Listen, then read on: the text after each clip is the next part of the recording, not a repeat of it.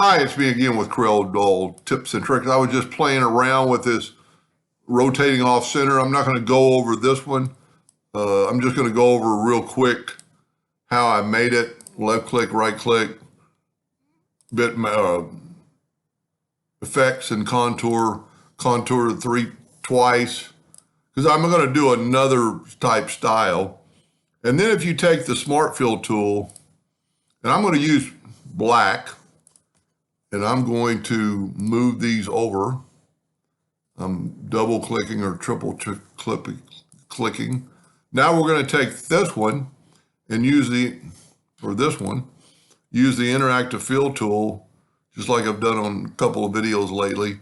And then I'm going to start adding blacks and whites. So I'm going to go ahead and add a bunch of blacks first, and then I'll come back and add the whites. And not going to spend a lot of time because I'm going to do one more that could be pretty fun with this. But this makes life a little easy when we're doing this, because you can copy the same pattern over the next two objects and not spend a lot of time, and you can alter them also. And so I'm almost done. And we got that one done, and I'm going to take the attribute eyedropper tool and take a sample of that and put it on that one, and then actually put it on that one. Now they're going to be a little bit different because of the fact that they were smaller, but you get a different pattern. Let's zoom in here. See, the whites aren't exact, and you can change them. You could grab this middle one, go back to the interactive fill tool, and you can change them and change your preference, or where, like you might not want those two.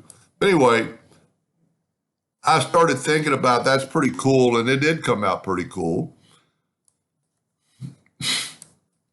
But if we take this one,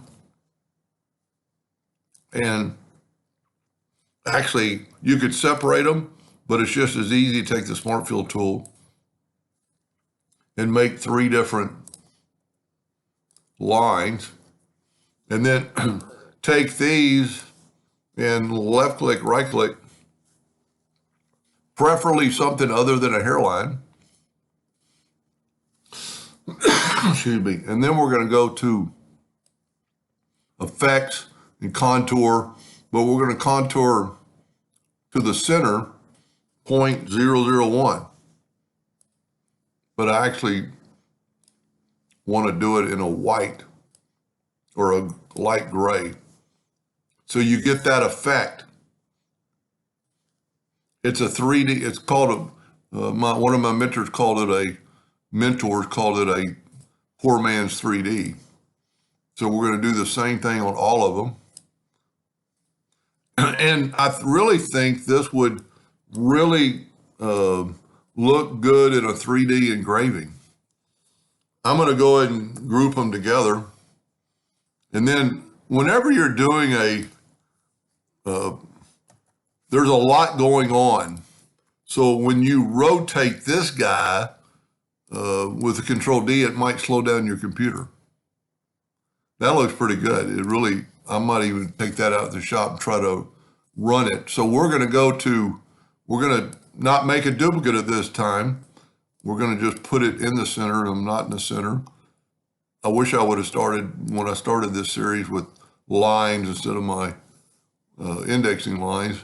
But then we're going to go to Windows, Dockers, Transform, and we're going to go to Rotation, and we're going to rotate them to 20 degrees.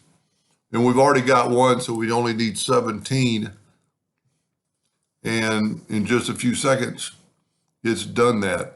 Now, if you were ever going to do this, that's going to look pretty good in a 3D engraving. And it would look good if it was color anyway.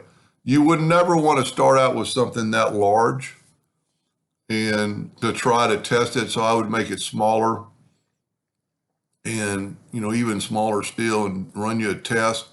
And then I don't know why it does it, but I've found when you're running a 3D like this, if you will go to effects and, go to bitmap and convert it to a bitmap grayscale, it fuzzies it up a little bit, but it actually helps the laser for some reason do that a better job.